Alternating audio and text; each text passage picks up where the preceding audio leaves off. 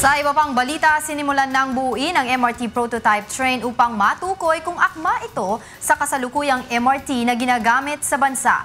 Ito ang balita ni Joannan. Sinimulan ng i-assemble kaninang umaga sa LRT1 depot sa Pasay City ang MRT prototype train na dumating sa bansa nito lamang nakaraang buwan. Ang naturang prototype train ay binili ng Pilipinas sa Dalian Locomotive and Rolling Stock Company sa China.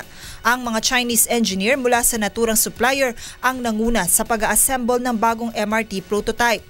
Masusing ikinabit at iniayos ng mga engineer ang tatlong bahagi ng MRT prototype.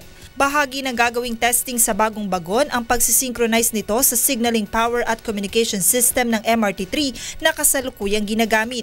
Ito yung MRT prototype train na binili ng Pilipinas galing sa China. Sa oras na maging compatible at epektibo ito sa umiiral na MRT3 dito sa Pilipinas, uumpisahan na ang pagde-deliver ng mga bagong bagon sa bansa simula sa susunod na taon. Aabot sa 48 bagong bagon ng MRT3 ang in-order ng pamahalaan mula sa China na nagkakahalaga ng mahigit sa 4 na bilyong piso. Kanina personal na bumisita si DOTC Secretary Joseph Emilio Abaya sa LRT1 depot upang saksihan ang pag-assemble.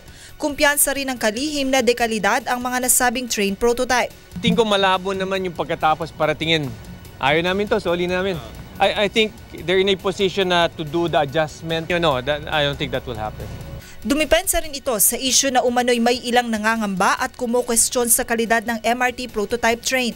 Dami nagkokomento bakit Chinese, bakit nagre-reclaim. Again, labag din sa batas na sabihin, ayaw namin ng ganito, ayaw namin ganito, then kaso na naman yun. What we're sure this went through regular, open, and competitive bidding. Umaasa ang DOTC na magiging matagumpay ang testing sa bagong bagon ng MRT upang hindi na maantala ang ginagawang pakikipag-ugnayan ng Pilipinas sa China sa pag-order ng mga bagong tren.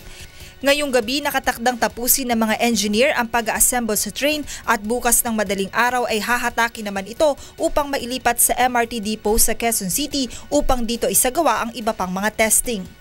Joannan, UNTV News Worldwide.